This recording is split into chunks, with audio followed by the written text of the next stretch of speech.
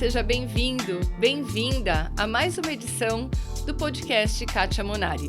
E hoje eu estou aqui com a participação do David, vou abrir para ele se apresentar.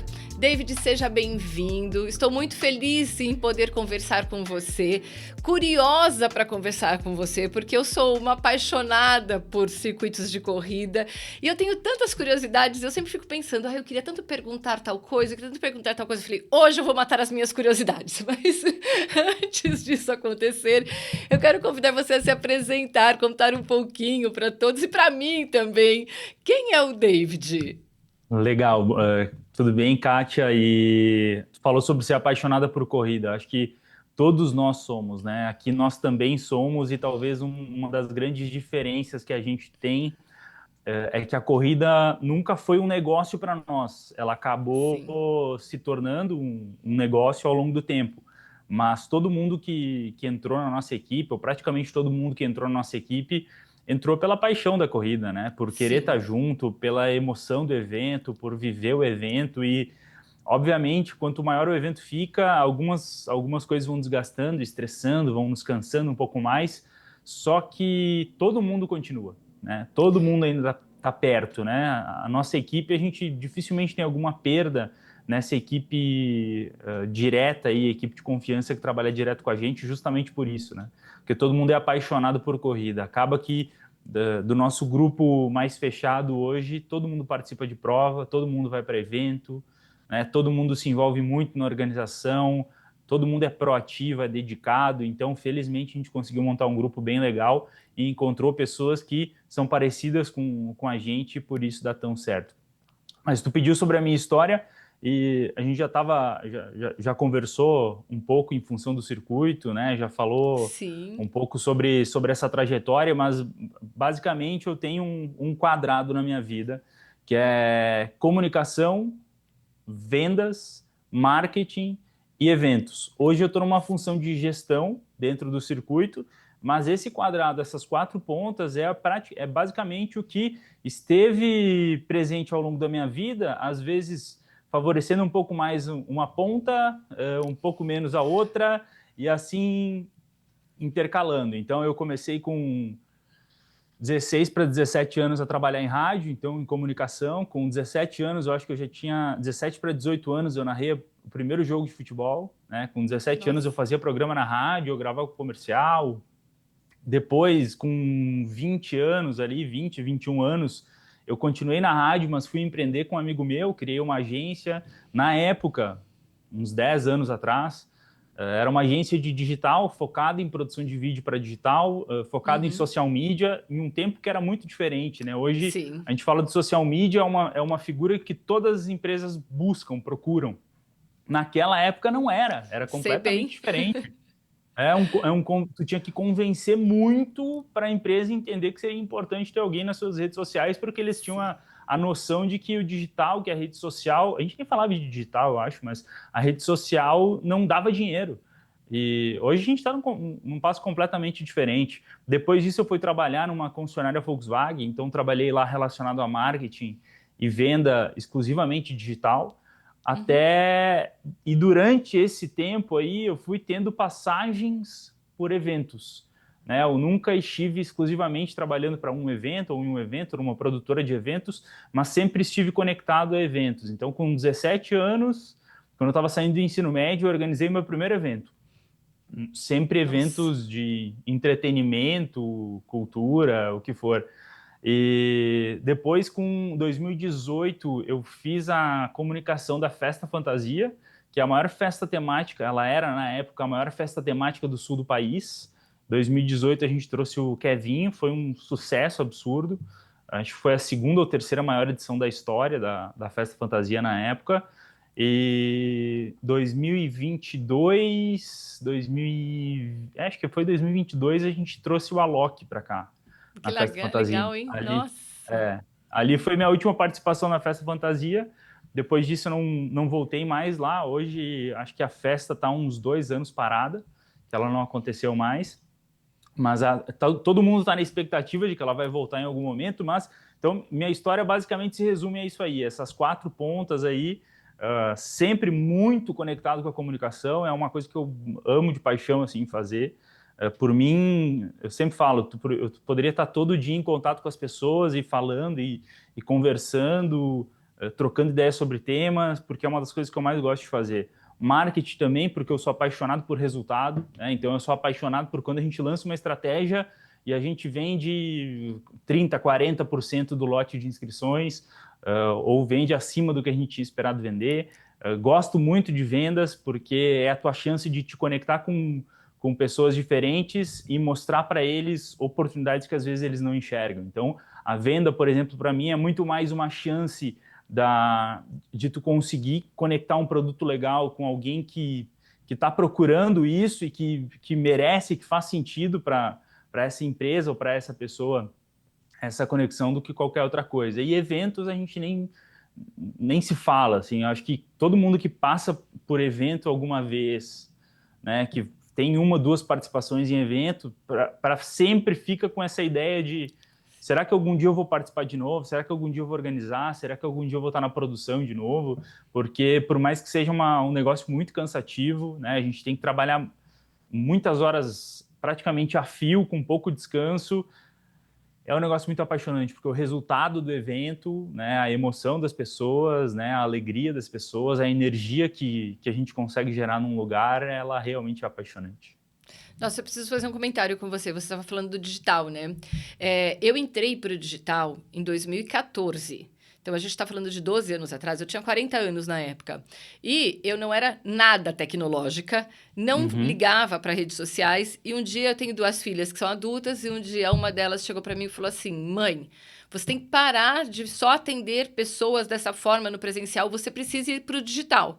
E eu, Luiz, imagine, você acha que uma pessoa de 40 anos vai começar a pensar em redes sociais? Você está maluca? Mãe, você não está entendendo. Você precisa ir. Eu vi um curso, tem um curso muito bom, você vai fazer o curso. E aí me mandou um monte de coisas sobre um curso do Érico Rocha. E falou: você vai fazer esse curso e você vai para o digital, você vai aprender a vender no digital e você vai ver que é um outro mundo, é uma outra realidade. Eu nunca me Legal. esqueço, David, 2015, eu fui para um encontro do Érico, eu não sabia nem o que era stories no Instagram. Eu não sabia o que significava stories no Instagram. Eu era completamente leiga nas redes sociais e não ligava, não tinha, sabe assim, apego nenhum por isso. Cheguei lá, todo mundo, e é celular daqui, é celular de lá. Eu falava: o que eu tô fazendo aqui? Meu Deus do céu, o que eu vim fazer nesse lugar? De repente, fui entendendo o valor de tudo isso. Quando foi 2015 para 2016, eu fiz meu primeiro lançamento. Eu trabalhei de 2016 a 2022 100% digital. Quando chegou a Que legal. pandemia e todo mundo falava assim: nossa, seu negócio no digital não vai funcionar, porque eu tenho muita parte de terapia, de atendimento individual, não vai funcionar. Quando todo mundo começou a sair correndo atrás do que precisava fazer alguma coisa que estava na pandemia, eu já tinha saído, eu já tinha Tava pronto. entregue a sala que eu trabalhava. Eu não trabalhava mais em nenhuma sala, eu já tinha montado um lugar na minha casa para trabalhar. Eu já trabalhava home office e eu já, assim, virava direto lançamento, live. Nessa época, eu já fazia live todos os dias.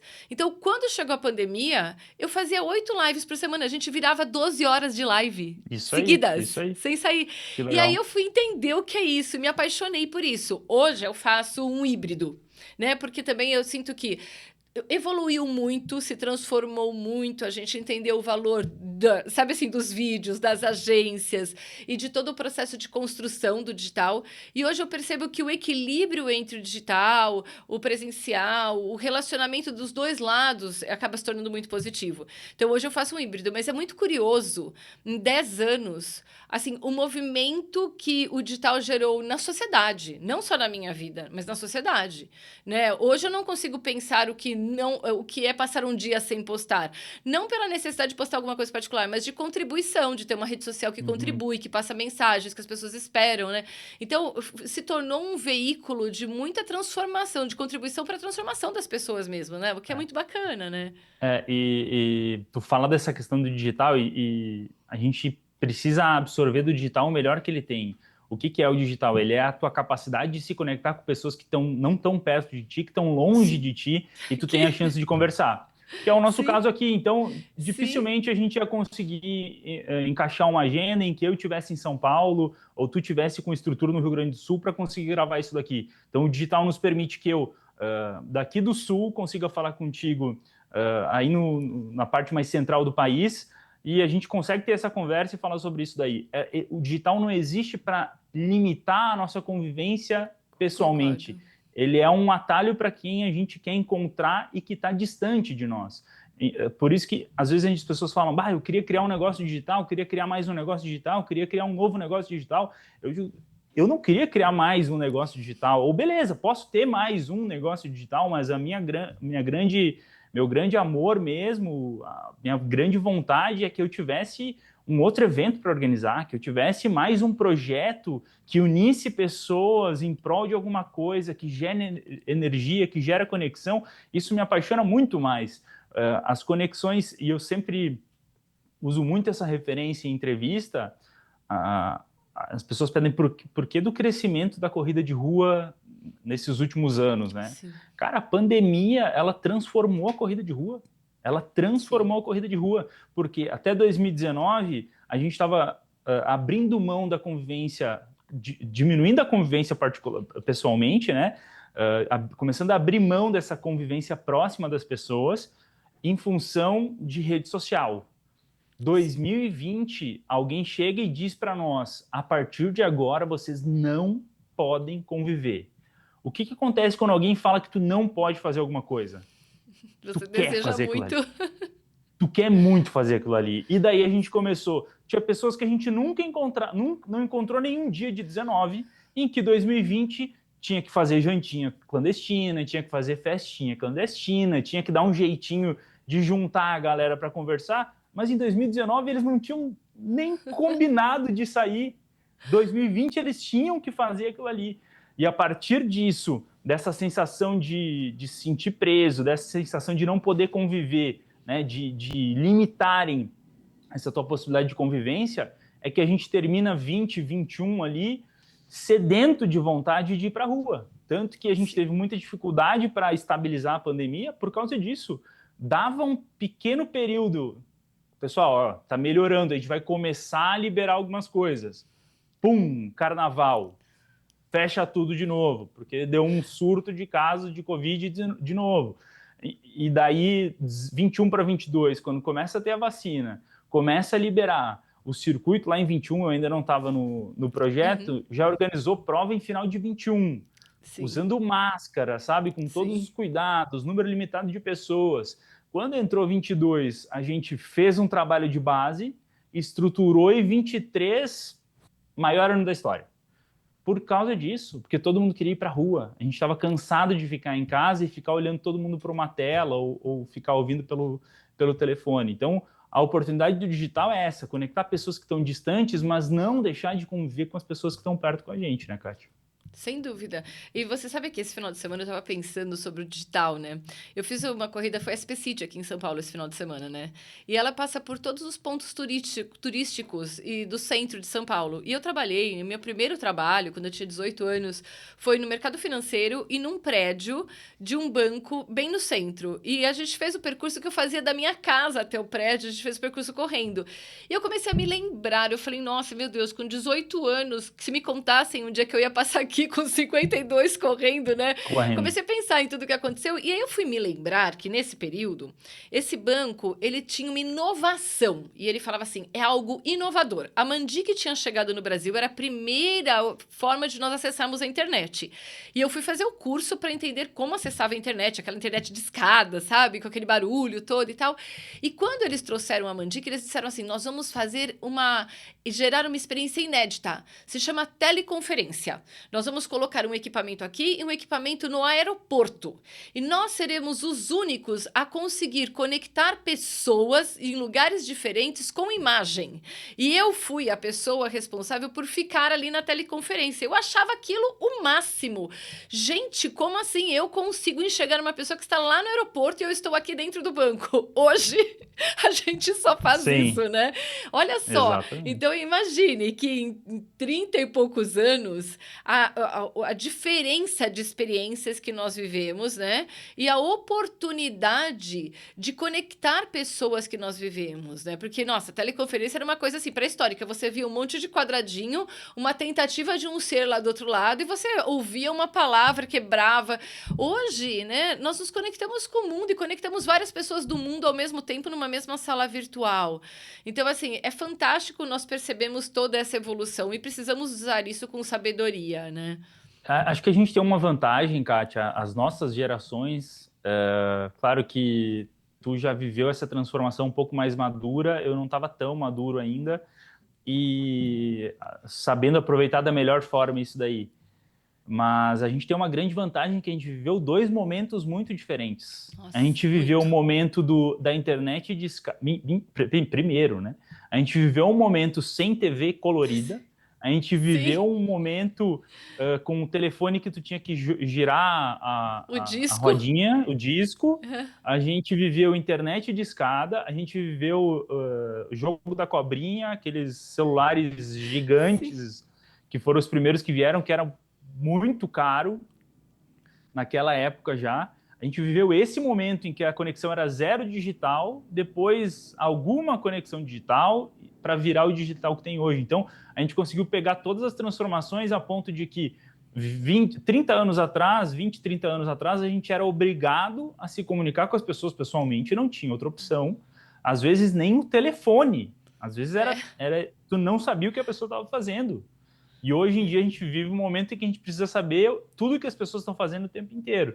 Então, essa experiência que a gente tem, essa vivência que a gente tem de pegar esses dois mundos, faz com que a gente consiga, talvez, aproveitar um pouco melhor, um pouco mais tranquilo, se estressar menos, ficar um pouco menos ansioso, porque a gente sabe que antes do que a gente está vivendo agora, a gente viveu muita coisa antes. E as sem coisas eram dúvida. completamente diferentes. Então, daqui a pouco vai ficar diferente de outro jeito também. Com Então, essa certeza. experiência... Tem gente que entrou no mundo digital e que só conhece essa realidade que é mais digital, que é menos presencial. E a gente é o contrário. A gente viveu uma época que não tinha digital e conseguiu se adaptar para ela também, né? Olha, e eu ainda incluiria nas experiências tecnológicas o Atari, porque eu me lembro, sabe o que é o Atari? Aquele que jogava um Sim, videogame que jogava com um câmbio. Eu me lembro que minha mãe falava: Meu Deus, vocês precisam ir para o quintal brincar, sol tem esse, esse controle. Então a gente viveu muito, realmente, assim, muitas fases desse processo, né, David? Eu preciso exatamente. contextualizar um pouquinho como nós chegamos aqui, né? Na verdade, o meu contato com você iniciou através do Miguel, que é uma pessoa que trabalha também no Circuito dos Vales e se tornou um amigo meu, um parceiro de trabalho também, porque eu hoje presto consultoria para uma clínica de Lajeado e Encantado, que se chama Belvalen, e essa clínica olha para o desenvolvimento da performance de atletas e proporciona esse desenvolvimento de diversas formas. E nós nos conectamos por conta do Circuito dos Vales e da oportunidade deles participarem de uma ativação que aconteceu, inclusive, agora, recentemente, no final de Final de semana semana. passado, a primeira ativação foi um sucesso, foi super bacana. Infelizmente, eu não pude estar presente, mas assisti todos os vídeos e estava, assim, acompanhando de coração. E a tecnologia nos permitiu nós nos conectarmos e nós estamos aqui conversando hoje. E aí nós chegamos, né? Nós nos conectamos por conta do Circuito dos Vales. E eu queria que você contasse um pouquinho pra gente o que é o Circuito dos Vales, né? Eu já Uhum. tive a oportunidade de conversar com o Miguel e ele me contou que ele participou de um período pré-pandemia, antes da pandemia, né? E o circuito se remodelou completamente depois, após a pandemia, que eu imagino que foi o período que você entrou. Mas o que você pode contar de muito especial sobre o Circuito dos Vales pra gente? Legal. Eu acho que a história do circuito, por si só, já é uma das coisas mais legais e bonitas que eu já conheci. Então, é realmente uma demonstração de que se tu for persistente, né, manter a tua ideia, conseguir ser capaz de manter a tua ideia em pé por muito tempo, ao longo do caminho tu vai encontrar grandes pessoas ou boas pessoas que podem contribuir para deixar essa tua ideia ainda melhor. E o circuito surgiu lá em 2015 com o Gui, né, o Guilherme, que hoje ainda é sócio do circuito, embora numa fatia um pouco menor. Ele é um cara super empreendedor. A veia dele é super empreendedora, assim. Ele não, acho que talvez não era isso daí, mas ele se tornou isso, se viu obrigado a fazer isso, e hoje ele não tem só esse negócio, tem outros negócios também. Então, o Guilherme viu essa oportunidade numa época em que a corrida de rua era muito menor, muito menos importante Sim. do que é hoje. Pô, 2015, claro, a gente já tinha alguns grandes eventos acontecendo. Sim. Aqui no Sul, o Maratona de Porto Alegre já tinha uma baita história lá em 2015, né? Mas eventos regionais era difícil ter. E circuito... Eram mais pontuais, né? Eram provas Exato. grandes e mais pontuais, sim. Exatamente. E circuito de corrida era algo muito raro. Muito, muito, muito, muito raro. Eu acho que teve algum circuito que surgiu, não lembro se era o circuito do Sesc ou se era o circuito da Unimed em Santa Catarina. Teve algum circuito que o Guilherme viu e ele disse, cara, vamos fazer esse circuito na região. E a nossa região aqui a gente chama de região dos vales, porque é do Vale do Taquari Sim. e Vale do Rio Pardo, e também é uma região muito montanhosa. Daí ele, circuito dos vales. Vamos fazer esse negócio, vamos botar para frente. Mas não vai dar dinheiro, não tem gente correndo, vamos fazer. Vamos fazer. É isso que o Guilherme fez praticamente na época e é um cara que foi... Eu digo que ele foi muito visionário quando ele enxergou o circuito dos vales, porque eu acho que ele enxergou o circuito, se não do tamanho que ele está hoje, mas muito perto disso já naquela época. Então, a história do circuito começou ali, o Gui foi 15, 16, 17, 18, 19... E 20 ele teve esse baque da pandemia, talvez nos principais anos do circuito, ele estava chegando a 8, 9 etapas no ano, então na época a métrica era essa, né? Fazer o maior número de etapas possível, mesmo que tu dividisse o público, essa era a intenção. Então acho que seria o maior ano da história do circuito, ou o segundo maior ano da história do circuito em número de etapas, e ele tem esse baque da pandemia na semana do evento. Então teria o evento no domingo, acho que foi na quinta, sexta-feira, por aí que eles definiram não fazer o evento Sim. por pressão dos patrocinadores, porque o Covid-19 já estava mais forte aqui na região também, não só no resto do mundo. E, cara, sinceramente, tinha tudo para o circuito acabar naquele momento ali. Porque não tinha uma empresa por trás, não tinha todo um suporte por trás, não tinha um aporte financeiro, não tinha um caixa de uma empresa para segurar aquilo ali.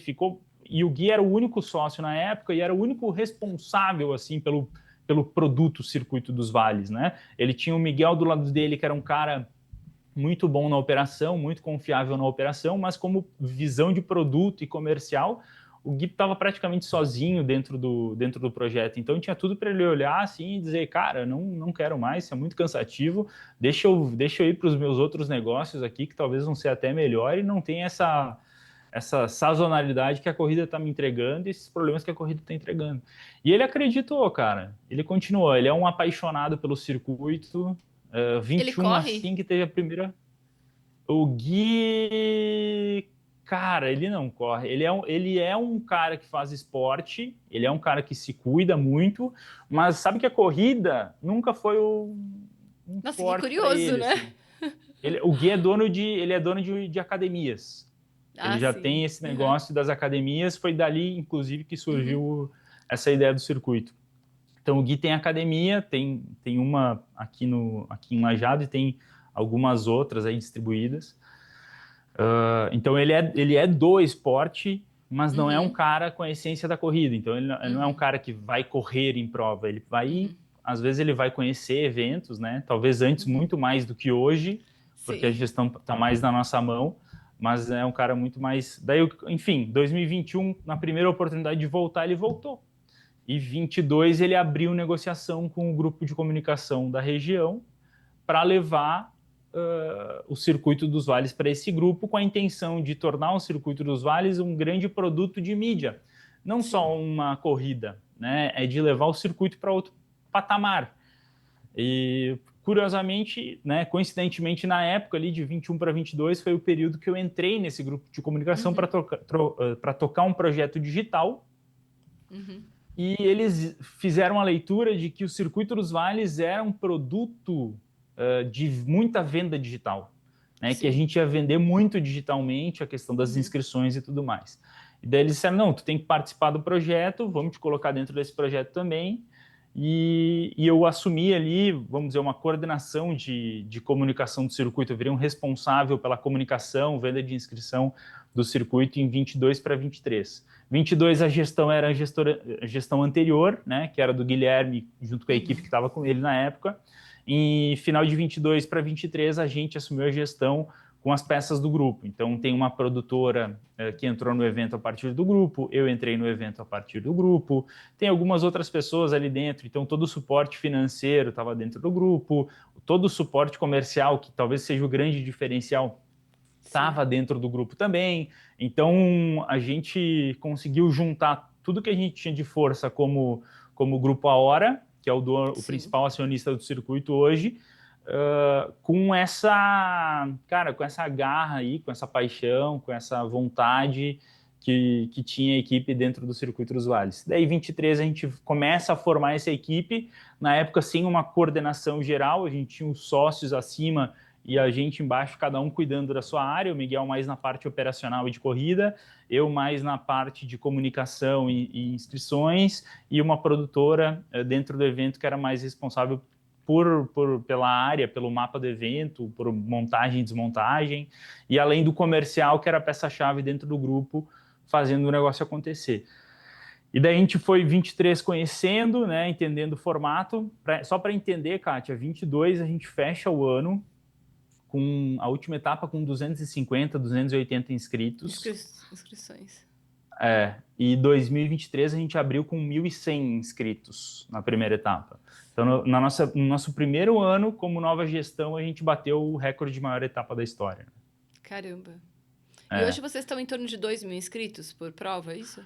Hoje a gente está trabalhando as duas últimas foram de 2.150 a 2.200. Né? A primeira desse ano foi a menor, acho que ela botou 1.900, que é meio que o normal, né? Tem sido meio que o normal. Eu quero tentar ajustar isso para o ano que vem, porque eu acho que eu entendi onde é que está nosso furo para isso acontecer. A primeira sempre é menor, e daí, a partir da segunda, a gente entra numa espiral de crescimento dentro do ano que é muito boa. Então, da primeira para a segunda a gente cresceu, da segunda para a terceira a gente cresceu. Tanto que essas duas últimas, a de maio e a de julho, foram as maiores da história, superando todas do ano passado, né? E serão 5 etapas esse ano? E isso aí. 3 já foram, a gente tem mais 2 daqui para frente, que é setembro e novembro, né? Então, a gente sempre traz as etapas em meses ímpares. E inicia em janeiro? A gente começa em março. Março. Janeiro e fevereiro é férias. Sim, sim. E a gente tem aqui no Sul, em janeiro e fevereiro, alguns eventos temáticos assim que são muito fortes, né? A TTT, a Travessia Torres Tramandaí, é um evento muito forte, que ela acontece no meio das férias de janeiro. Depois tem a Maratona do Vinho, um evento muito tradicional também. Sim. A gente já participou de todos esses. Tem um outro evento em Guaporé, hoje, que está crescendo bastante, que é uma cidade relativamente próxima daqui. Então, a gente percebe que janeiro e fevereiro, para quem está no interior, é mais difícil fazer evento, é mais fácil para quem está numa região de serra ou numa capital. Então, a gente prefere deixar para março, nosso primeiro mês de evento, para todo mundo já voltou, todo mundo já está trabalhando, todo mundo já está estudando e a gente pega esse público voltando para o interior. E quantas pessoas hoje fazem parte da organização do Circuito dos Vales, aproximadamente?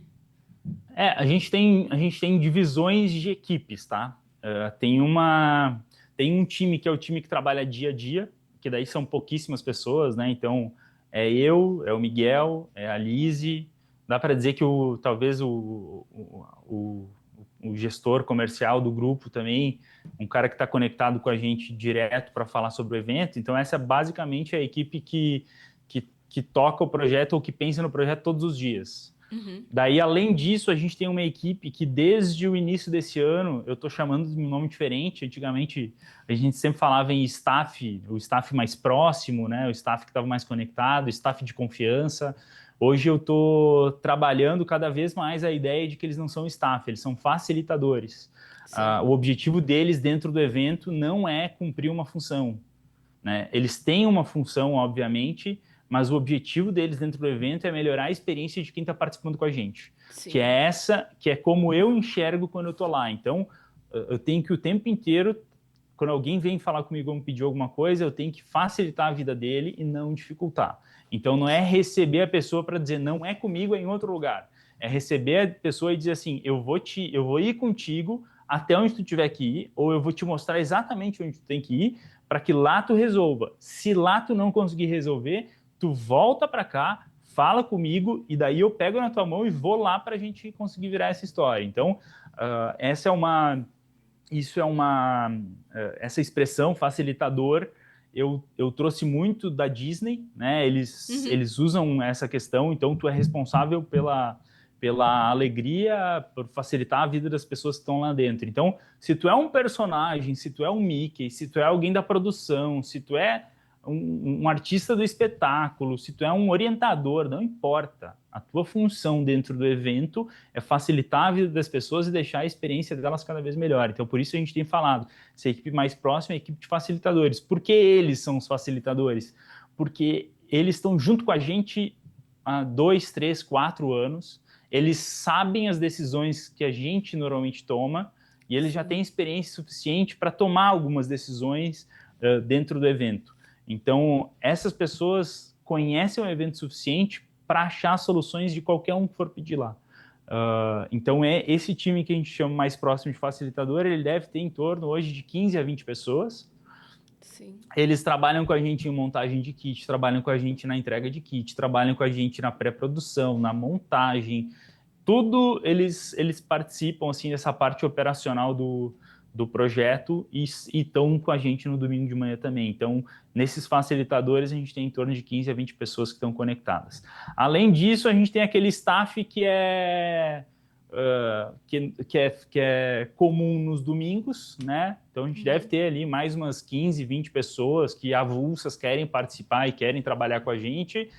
E a gente ainda junta com mais 40 a 60 pessoas, dependendo, que são da cidade, que são de entidades, que são de outros grupos e que vêm trabalhar com a gente. Um final de semana de circuito, a gente bota em torno de 100 pessoas na rua, 100 pessoas trabalhando, em torno disso daí. Então, um evento em si tem mais de 200 pessoas, 180, 200 pessoas trabalhando, contando patrocinador, fornecedor, né? Todo mundo que está envolvido na estrutura do evento. A gente tem hoje mais de 16 patrocinadores conectados no projeto, então é muita gente para acompanhar e para tocar, mas a nossa equipe é mais ou menos essa daí, são 20 pessoas ali mais próximos, facilitadores, mais 15 a 20 staffs que são quase que permanentes e mais 40 a 60 pessoas que a gente coloca para dentro do evento. Nossa, é uma gestão e tanto. Muita gente. Isso vai consumindo a cabeça, assim, se tu não tiver muito processo, muita organização, tu começa a te perder. E daí, sim, cada um tem que ter a sua responsabilidade, né? Mas todo mundo é responsável pelo trabalho de todo mundo. Eu sou muito dessa opinião. Todo mundo tem que estar conectado com o que o outro está fazendo, porque facilita muito, às vezes, para tomar uma decisão. Eu tenho esse perfil, então eu acabo me envolvendo em todas as áreas. Por isso, eu não gosto de estar em uma área só, me complica, porque quando tu está responsável por uma área, tu tem que ficar muito focado nela. Sim. E hoje eu ainda estou muito focado na área de comunicação e venda de inscrição do circuito, além de assumir a gestão do projeto. Mas eu gosto muito de poder participar com o Miguel dessa operação técnica, né, da escolha de trajeto, de entender como é que a gente vai mudar uma rua, ajustar a largada. Então a gente faz muito esse trabalho juntos. Gosto muito de ajudar na produção. Como é que a gente vai melhorar esse espaço? Daí, domingo eu cheguei lá, eu vi, cara, a gente tem a oportunidade de aumentar essa área VIP aqui, aumentar esse espaço Gold aqui, por causa da instalação, da forma como a gente colocou os patrocinadores. Vamos ajustar, puxar mais para o lado, aumentar essa área, melhorar o conforto de quem está ali dentro. Então, vamos fazer essa função. E eu gosto de estar nisso daí. Então, eu falo com o patrocinador, eu tento ajudar o patrocinador com ideia, criar solução. Patrocinador chega em mim e pede, tem um outro evento para a gente fazer junto, vamos criar um evento das mulheres, vamos criar um evento de Dia das Crianças, vamos criar um evento de... Não, eu sou parceiro, eu quero fazer, né? Eu quero estar no jogo, eu quero estar criando coisa nova, né? Então eu gosto de estar em todas as pontas, assim, acho que meio que por isso eu acabei me tornando gestor, porque eu não sou gestor de formação, não sou gestor de criação, mas sempre curti a parte da liderança. e talvez tenha um contexto do todo do evento que me ajudou a estar nessa posição hoje. E você corre? Corro. Corre? E sabe que essa história, a minha história com a corrida é uma história de sazonalidades, né? Então eu comecei a correr acho que faz uns 10 anos, deve fazer por aí. Só que eu não tive essa consistência, assim, de continuar sempre correndo. Eu era mais de futebol, então às vezes eu ia para o futebol. Daí teve um período em que eu não fiz nada, que eu estava trabalhando, fui sair da minha cidade, e daí eu fui meio que largando a corrida, não transformava a corrida num hábito mesmo no dia a dia. Depois que eu entrei no circuito, eu meio que me obriguei a voltar a correr. Primeiro, para entender o público, segundo, para cuidar da minha saúde, que eu estava precisando muito, e terceiro, para poder participar desses eventos como o corredor participa. Então, a gente já foi para muito evento. Eu fui para um evento uma vez que a sinalização no trajeto era inexistente. E eu pensei assim, cara, isso não pode acontecer numa prova que eu organizo. O cara não pode chegar numa esquina e não saber se ele vai reto ou vai à direita. Sim. Né? Então, cara, vamos aumentar a placa, vamos fazer maior sinalização, vamos colocar cone. Quando eu entrei, a gente não tinha, o primeiro ano, eu acho, a gente não tinha um cone praticamente no trajeto. Né? Tinha um ou outro cone, talvez, por aí. Acho que a gente tinha 20, 30 cones no máximo dentro dos nossos materiais. Eu disse, cara, isso daqui não é eu junto com o Miguel, né? O Miguel também é muito ativo nisso daí, muito preocupado com essa questão de trajeto. Sim.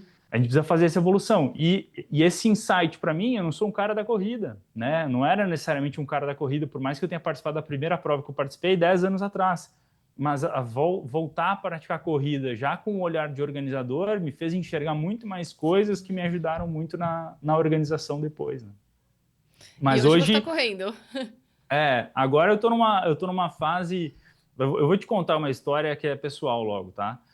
Daí o que aconteceu? 24, eu estava 23 para 24, eu estava correndo, estava treinando, fazendo academia, correndo, mas bem tranquilo, sabe? Sem muito objetivo, era só para fazer o esporte mesmo, para participar das provas. 24 a gente teve uma enchente aqui na região, que foi a maior da história, que muita coisa ficou embaixo d'água. Chegou muito perto de onde eu moro, chegou muito perto da empresa que eu trabalho, chegou muito perto de hospital da cidade. Sim. Então foi um negócio bem tenso. E eu trabalhei durante toda a cobertura, né? Como eu estava dentro do grupo, eu acabei me somando na cobertura e participei da cobertura, tanto em live, quanto na rádio, quanto na interna com a equipe de jornalismo. E aquilo ali foi carregando muito. E durante a enchente, quando tu começa a perceber que tem pessoas que estão perdendo a vida, quando tu percebe que tem pessoas que estão vendo seus sonhos indo para o chão, que construíram a vida inteira indo para o chão, indo para baixo da água, sendo arrastadas pelo rio, e tu pensa assim, meu, qual é o sentido de fazer o que eu estou fazendo? Só que ao invés de olhar para isso daí e dizer eu não vou mais trabalhar, não foi isso que eu olhei. Eu olhei assim, como eu posso aproveitar mais a minha vida hoje? E eu decidi em maio de 24 que eu ia fazer uma meia maratona. Até ali, sempre que me pediam, eu dizia, não, eu não quero fazer uma meia, eu não tenho pretensão disso, eu quero fazer meus 10 quilômetros no máximo e ficar ali. Quando aconteceu a enchente, eu disse, cara, e se eu não estiver aqui ano que vem para correr a meia? Eu vou correr esse ano, né? Óbvio que antes eu fui falar com profissionais de educação física, fui conversar com algumas pessoas para entender se realmente eu tinha condição, no estágio que eu estava, de fazer uma prova desse nível até o final daquele ano. E eu tive um cara que me ajudou muito, que foi o Juliano da Santiago.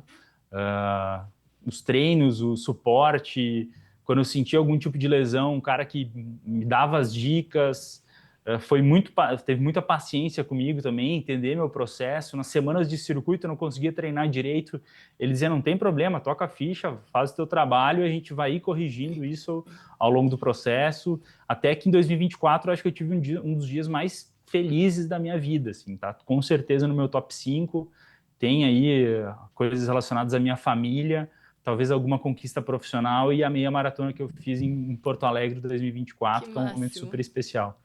Daí 24 eu fiz e para mim, na minha concepção na época, uma meia maratona bem legal para o estágio que eu estava. Eu perdi mais de 20 quilos ao longo do processo. Puxa, parabéns. para daí conseguir fazer uma meia maratona abaixo de 2 horas. Então, na primeira vez. Então, foi, Muito cara, bem. com certeza, um dos dias mais felizes da minha vida. Depois, 24 para 25, eu tive umas mudanças no trabalho, comecei a trabalhar um pouco mais.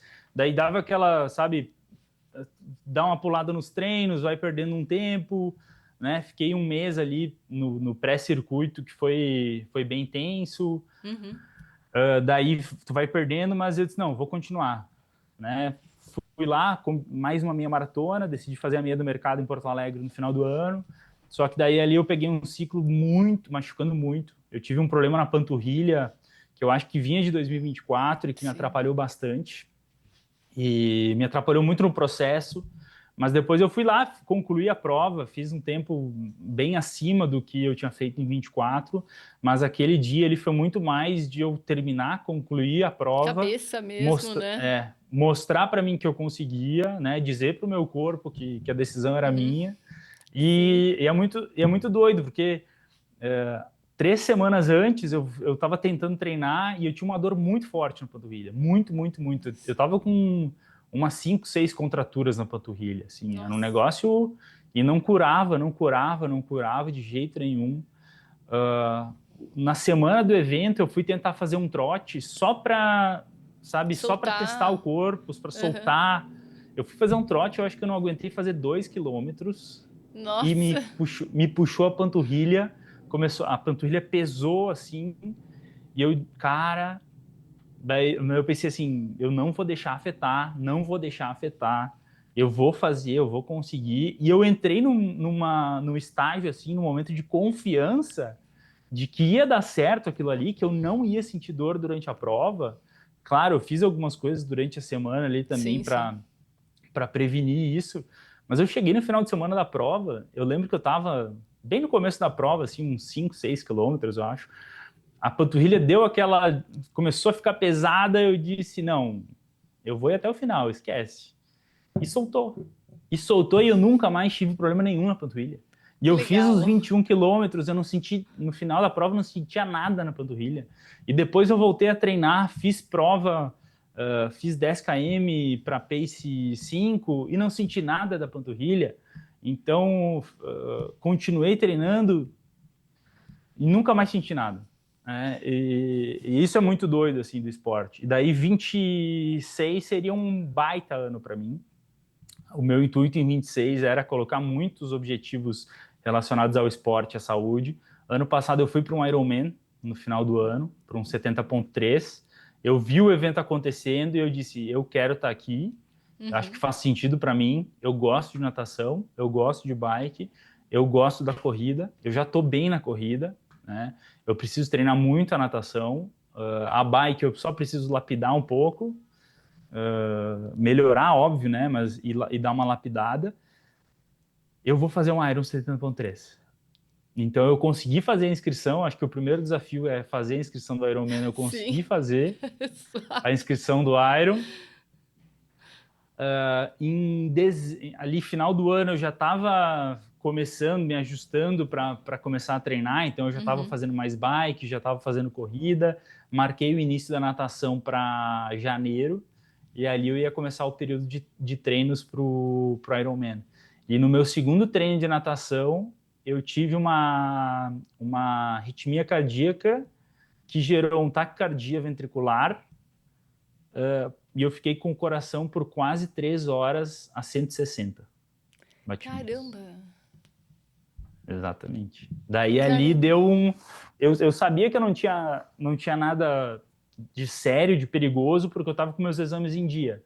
Então, Uhum. quando aconteceu aquilo ali, é óbvio que tu fica incomodado, porque Sim, sim. primeiro que é um negócio Sim. desconfortável e porque não é normal. Sim. Mas eu sabia que eu estava bem, relativamente bem, né? Sabia que não iria ter um Sim. problema maior. E essa sensação eu tive desde o começo. E todo mundo pede, pô, tu não pensou que tu ia ficar mal, desmaiar, Uhum. sabe? Ir pro hospital e não sair mais de lá? Eu disse, cara, não, o tempo inteiro eu sabia que eu ia ficar bem. Acho que por Uhum. essa segurança de ter os exames em dia, de estar fazendo minhas atividades, o meu Sim. médico sempre me deixou muito tranquilo. E eu já sabia que eu poderia ter algum tipo de arritmia, mesmo que fosse benigna, né? Uhum. Sem risco à vida. Então, em março, eu fui para o hospital com o coração a 160. Em janeiro, eu fui para o hospital com o coração a 160 e tive que fazer uma cardioversão, que é Sim. basicamente um processo parecido com o desfibrilador, Uhum. que eles dão um Sim, choque sim. no teu peito para ajustar o ritmo do coração, né? Então, Uhum. o tradicional que a gente vê normalmente é o coração parado que tu tem que ativar. No meu caso, era o contrário. O coração estava muito rápido e eles tinham que reduzir os batimentos. Então, eu tive que baixar os batimentos na força mesmo, dentro do hospital. E a partir dali, eu fiquei um tempo parado, que eu fui obrigado a ficar parado. Sim, sim. E eu nunca mais consegui voltar na mesma constância. Eu tive alguns momentos esse ano treinando um pouco mais focado na corrida, fazendo mais esporte, melhorando um pouco fisicamente. Outros momentos que eu fui ficando meio estagnado, porque o que eu percebi é que dificilmente eu teria resultados muito melhores enquanto eu não resolvesse o problema. E esse tempo para resolver o problema não é de um dia para o outro, né? Eu fiz muitos exames ao longo do tempo, tive exame que não constatou nada, então, pô, tu tá louco para que tenha alguma coisa que tu possa resolver, né? E no meu caso, a gente não conseguiu identificar exatamente o problema, então eu ainda trato isso hoje. Posso correr, posso fazer esporte, posso fazer bike, só que o que muda é muito mais essa questão do resultado e da performance, que é muito importante para mim. Eu gosto de sentir que eu estou evoluindo. Então hoje eu não consigo evoluir tão bem por causa das minhas rotinas e do que eu tenho que cumprir ao longo do dia em função do problema que eu tive lá no início do ano. Mas o objetivo é, até o final do ano, resolver isso para que 2027 eu consiga voltar a fazer. Eu já tinha a perspectiva de fazer uma meia maratona esse ano. Daí eu Uhum. percebi que em função do trabalho e de não ter consistência no treino, se eu fosse tentar fazer uma meia maratona, Se eu ia machucar. sentir muito. Ia Uhum. machucar, ia sentir, e eu pensei, não, eu não vou fazer esse ano. Vou deixar para ano que vem eu faço, né? Vou manter, esse ano eu vou me manter fisicamente, ano que vem eu volto, faço um processo e vou conseguir recuperar com certeza e talvez até melhorar da forma como é que eu estava. Então, 27 eu volto para minha meia maratona. Eu estou fazendo esse desafio contigo agora, porque se eu Perfeito. faço o desafio público, daí eu fico mais comprometido ainda a fazer. Então, eu estou fazendo esse compromisso contigo e com quem está acompanhando a gente, que 2027 vai sair uma outra meia maratona. E por isso, a partir de agora, tem que me puxar mais para fazer isso daí. E qual é a prova-alvo? Um Ah, compromisso cara, agora comigo é compromisso. eu sou apaixonado pela Maratona de Porto Alegre, cara. Tu pode dizer que não é uma prova que tenha alguma coisa fantástica, mas ela é uma prova muito honesta, É uma muito experiência honesta. muito boa. Eu concordo com você. É uma prova honesta, sabe? Não é uma prova que te promete o mundo, ela é uma prova que promete o que ela entrega. Sim, Então, sim, eu acho que isso é uma das coisas mais legais, assim. Eu acho que quem promete muito e não entrega, eu fico com uma sensação sim, ruim. E sim, Porto sim. Alegre, assim, eu conheço o Paulo Silva, que é o organizador, o cara que Uhum. carrega a prova Sim, há sim, quase, acho que há quase 30 anos, ou mais de 30 sim, anos. sim, Conheci o Paulinho Stone também, que é o filho dele. sim. Eles são extremamente humildes assim com a gente, né?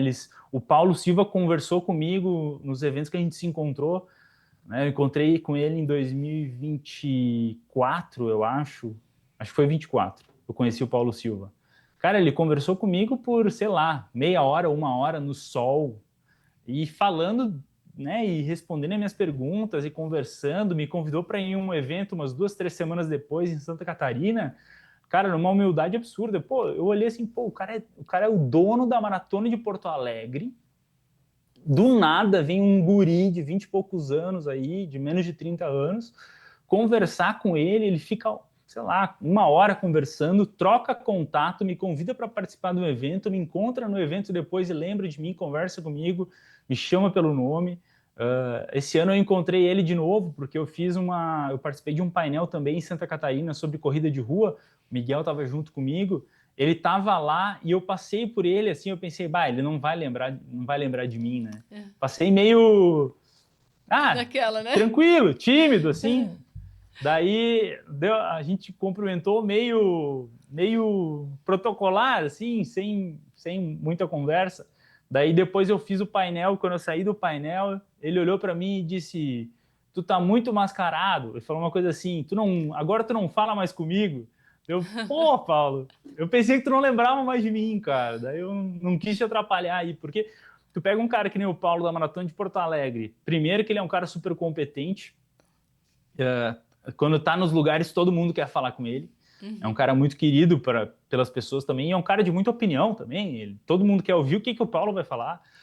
Todo mundo tá ao redor dele. Então, quando tu fica cercando, tu vira, sei lá, mais uma pessoa ali cercando o cara, e eu não gosto de estar nessa situação, assim. Eu gosto dessa troca quando os dois têm essa vontade de fazer a troca. E, felizmente, com o Paulo, eu sempre tive isso aí, e acho que esse é mais um dos motivos, sabe? Eu acho que isso acontece no circuito também, Kátia, o tanto que eu valorizo conversar com o cara da Maratona de Porto Alegre é a única prova que eu tenho vontade de participar de verdade, sabe?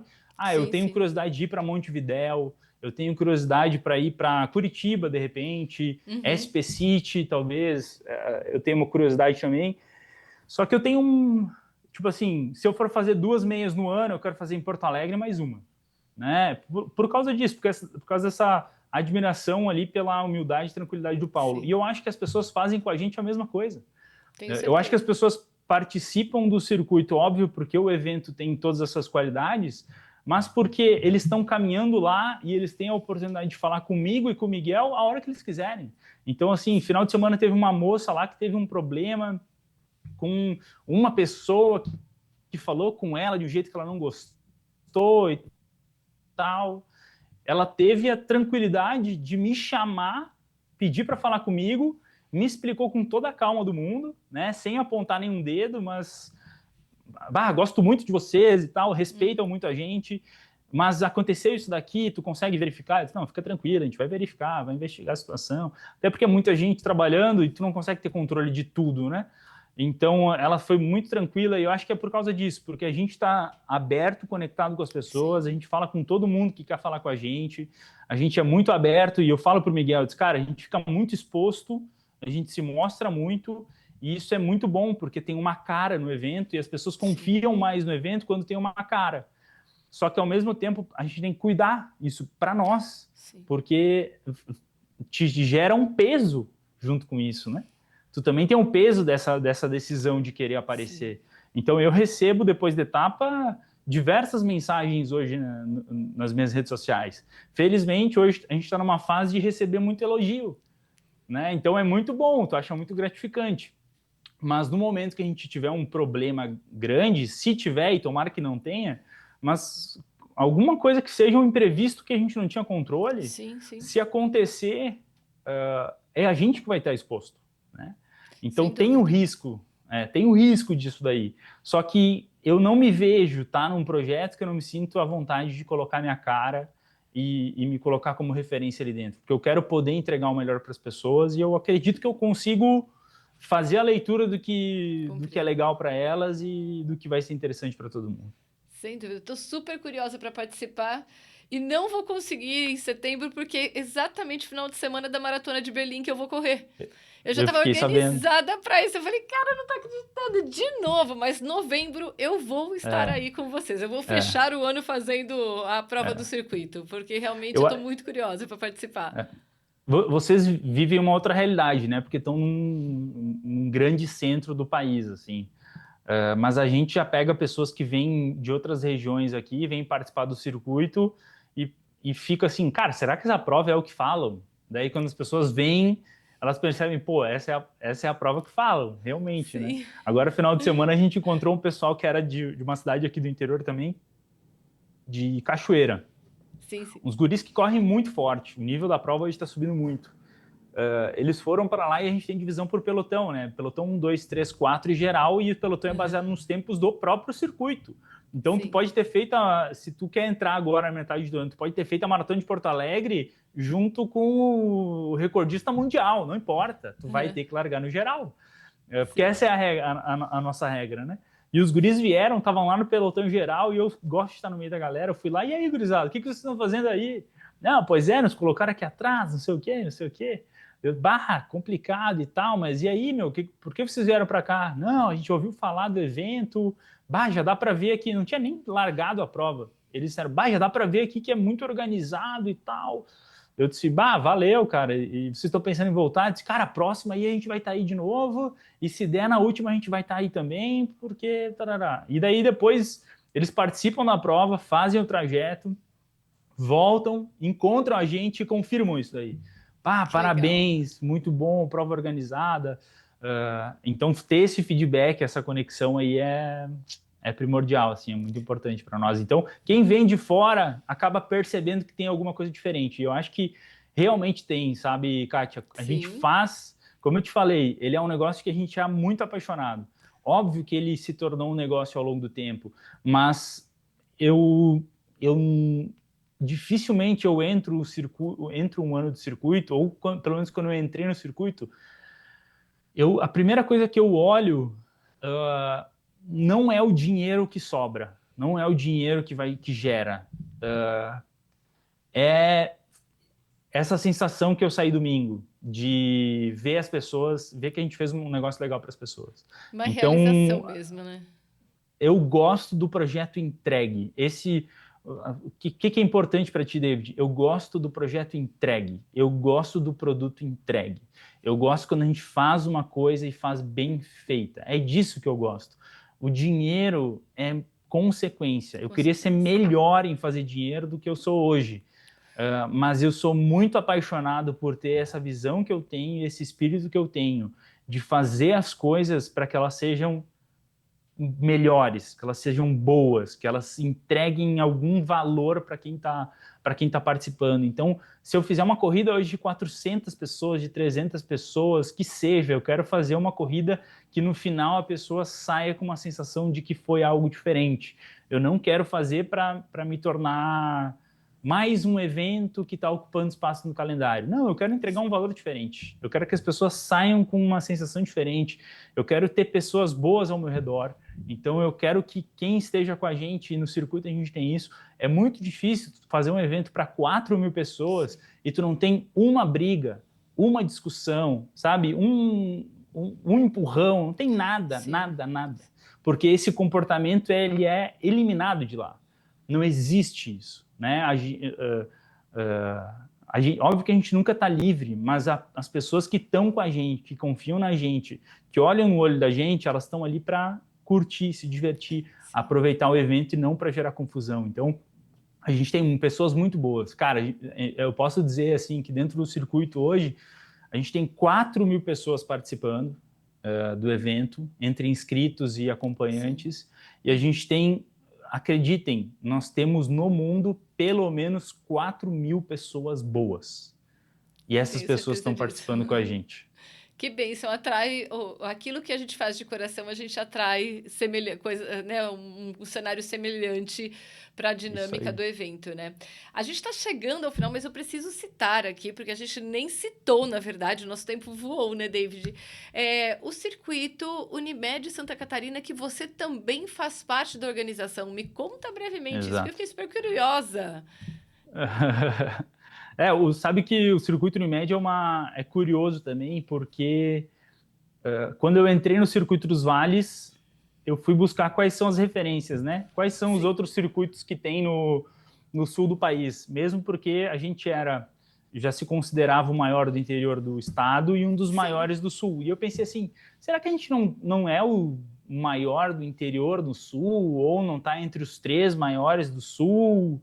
Vou procurar. E comecei a fazer pesquisa, e o único circuito que aparecia na minha frente era o circuito Unimed. E, o circuito Unimed, em número de participantes, o total de participantes do ano é maior do que o circuito dos vales. Eu disse, então eu estou atrás do circuito Unimed. Só que sempre foi uma referência para nós. Eu sempre olhei e pensei, cara, ia ser muito legal ter a oportunidade de trabalhar no circuito Unimed, cara. É o maior de Santa Catarina, eles estão há muito tempo no mercado, acho que é mais ou menos o mesmo tempo que nós, se não um ano a mais. Ia ser muito legal tá trabalhando no circuito Unimed. E uns 3 anos depois, eu conheci o pessoal que organiza o Circuito Unimed, a gente conversou muito, eles marcaram uma reunião comigo para trocar ideia, para fazer um benchmarking. Saíram da reunião, 2, 3 semanas depois me falaram, bah, e tu não trabalharia com a gente, não poderia fazer alguma coisa com a gente? Eu disse, bah, eu ia gostar muito. E daí foi evoluindo. Acho que depois de uns 3 meses, aí, 4 meses, até porque envolvia a questão burocrática de estar no Circuito dos Vales, enquanto Sim. ia estar trabalhando com outro circuito. Sim. E a equipe aqui do Circuito dos Vales entendeu muito, acharam que tinha muito valor essa conexão. E daí eu acabei fechando com a Unimed, só que hoje, dentro do Circuito Unimed, uma função bem diferente, né? No Circuito dos Vales, eu sou gestor do projeto, então eu sou responsável e sou a peça de referência do projeto e tenho meus líderes e coordenadores que trabalham comigo. No Circuito Unimed, eu tenho hoje uma função de consultor. Então, eu não sou alguém que está no dia a dia, eu não sou alguém que está na operação. Uhum. Eu sou hoje uma peça mais estratégica e comercial. Então, hoje eu sou consultor estratégico comercial do Circuito Unimed Santa Catarina. Então, eu vou para algumas etapas ao longo do ano, relacionamento com o cliente, ajuste de alguma estratégia, né? Eu converso, estou fazendo agora reuniões com todas as singulares da Unimed, que é quem recebe as etapas do Circuito Unimed. Então, esse meu trabalho é muito mais de imprimir para eles ou levar para eles o que eu já faço na minha rotina, para que eles entendam como eles podem fazer. Não sou eu hoje que vou parar para vender os patrocínios, embora dentro da coordenação do estadual eu faça esse trabalho também. Mas dentro de cada etapa, os patrocinadores específicos de etapa, eu não saio para vender, mas eu consigo ajudar a equipe da Unimed a encontrar esses parceiros, a achar no mercado essas oportunidades e mostrar para essas empresas qual é o valor de estar dentro do evento, né? Então, eu consigo talvez ter um trabalho que tem uma escala muito maior, porque eu consigo atingir aí 19 etapas e fazer com que 19 grupos diferentes melhorem um pouco essa visão que eles têm sobre a corrida de rua e ajude eles a enxergar os potenciais comerciais dentro. Então, hoje no Circuito dos Vales como gestor do projeto, no Circuito Unimed hoje como um consultor estratégico e comercial do circuito. Muito bom, muito bom. Deve ser muito gostoso trabalhar com tudo isso, mas olha, haja coração para tudo isso. Fica o convite para você vir fazer uma prova em São Paulo. Vem correr com a gente aqui, vem passar um final de semana e correr com a gente. Já pega a tua agenda aí, porque eu acho que em setembro ou outubro a gente está indo para São Paulo, que tem o TS Summit em São Paulo, que é o evento da Ticket Sports, que é a maior plataforma hoje de venda de inscrição de corrida do país. A gente vai para lá para acompanhar o evento, já fui no ano passado, e se tiver a oportunidade aí no final de semana de alguma prova, a gente estende a estadia em São Paulo para conseguir fazer essa prova aí. Passa os dias que vocês vão vir, depois por WhatsApp, que a gente alinha isso e a gente alinha um podcast presencial também com o grupo que estará maravilha. Aqui. Vai ser maravilhoso. Aí vocês tomam um café, porque aqui nós temos um café maravilhoso, gravam e correm. Vai ser um final de semana muito bom. Maravilha, vamos levar todo mundo. Vou ver se o Miguel vai junto também. Sim. Se mais alguém da Unimed vai junto também, a gente faz um programa especial aí. Vai ser um prazer. Vou esperar o TS Summit. O TS Summit é uma oportunidade bem legal aí, Kátia, porque tem muita gente muito legal participando lá. Então, alguns dos maiores eventos do país têm representantes lá. No ano passado, a gente teve o pessoal da Vega Esportes e da São Silvestre. Né? Então, é um evento com um valor, né? Uma representatividade muito, muito legal. Maratona de Porto Alegre, Maratona de Curitiba, Maratona de Santa Catarina, de Floripa. Então, tem representantes de grandes eventos aí. De repente, para ti que gosta de falar do tema, uma oportunidade para se conectar também. Vou falar com você, vou pegar essas informações. Quem sabe a gente não participa junto. Vamos lá. David, meu desejo de que você corra ao ano que vem, Porto Alegre. Quero estar lá. Sou uma apaixonada. Minha segunda meia maratona foi em Porto Alegre. A primeira foi em Rio, a segunda foi em Porto Alegre. E eu Rio eu sempre também volto. quero, tá? Rio eu também quero Maravilhoso. participar, os 21 do Rio, tá? Essa Maravilhoso. daí eu tenho Sempre curiosidade também. volto, sempre volto. Minhas filhas correm muito Porto Alegre, inclusive o RP das duas é em Porto Alegre. Tenho muitos amigos. Eu faço parte de uma assessoria de corrida que esse ano levou mais de 300 pessoas para Porto Alegre. Então, realmente, Legal. a gente assim tem uma conexão muito grande com Porto Alegre. Antes disso, espero estar no Circuito dos Vales em novembro, prestigiando, Certo. conhecendo, contando, né, e compartilhando com a minha assessoria também, que é uma coisa que eu já estou plantando na cabeça deles. Olha, que tal a gente olhar para isso ano que vem, né? Um pessoal ir para lá, viver uma experiência diferente. Então, imagino que a gente tem aí um caminho muito saudável, gostoso para percorrer, mas eu agradeço muito a sua participação, a sua agenda. Eu sei o que é a sua agenda, o Miguel já me contou da sua agenda. Eu agradeço muito você ter participado hoje comigo dessa gravação. Que Deus te abençoe, muito sucesso e parabéns pelo profissional brilhante que você é. Foi muito bom Valeu. conversar com você. Você inspira pessoas. Muito obrigada. Tomara, que bom. Eu tenho um prazer enorme. Tomara que isso seja verdade mesmo. E acho que talvez seja uma das coisas que eu mais. Acho que talvez o melhor elogio que eu poderia receber é esse que tu deu agora. Então, sinceramente, eu acabei de me arrepiar aqui do lado. Que bom. Quando tu falou que eu inspiro pessoas, porque eu acho que essa é uma das coisas mais. Eu tenho um amor, assim, por ver os meus. Eu não tenho filhos hoje, mas eu tenho um amor, assim, por ver os meus sobrinhos e ver eles se tornando os homens incríveis que eles vão ser no futuro. Então, eu tento, assim, Ser o controlar, tipo, exemplo. o que que eu vou passar para esses caras aí, né? Como é que eles vão olhar para o tio deles, o que que eles vão ver do tio deles quando eles tiver 15, 20 anos, né? Será que eles vão vir me dar um abraço como eles fazem hoje? Será que eles vão olhar e vão ter orgulho de falar? Então, eu poder falar, poder ouvir de alguma forma que eu inspiro positivamente alguém é uma coisa sensacional. Se o Miguel te falou que eu tenho uma agenda muito fechada, ele com certeza te falou, talvez ele não te falou, mas ele deveria ter te falado que eu não sou um cara de falsos elogios também. E realmente foi muito bom participar aqui, é muito bom sempre o papo contigo. Gostei muito e fiquei muito feliz com a possibilidade de a gente conversar. Eu adoro falar sobre corrida, adoro falar. Eu acho que a gente precisa falar sobre isso. Quando eu falo com os guris, eu falo, cara, a gente precisa ter nosso produto, precisa ter nosso podcast, a gente precisa falar sobre corrida, né? Porque a gente é apaixonado por isso daí de verdade. Eu, por mim, acho que a gente falaria de corrida toda semana, se não todo dia. Eu queria que a gente achasse uma fórmula perfeita aí para viver 100% de corrida e poder viver disso daí, de poder falar de corrida, fazer evento, criar experiência e fazer as pessoas mais felizes. Concordo com você e penso muito de forma muito semelhante. Portas, microfones abertos para você sempre que Legal. você quiser.